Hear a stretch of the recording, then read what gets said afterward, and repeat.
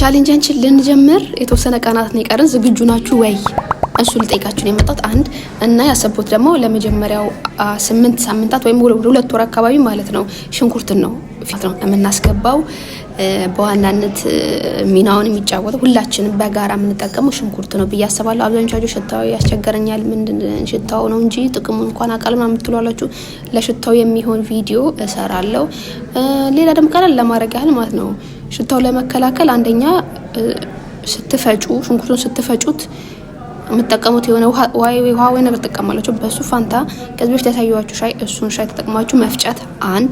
ሌላው ደግሞ ካጠለላችሁ በኋላ ልትቀቡት ስትሉ ግማሽ ሎሚ መጭመቅ።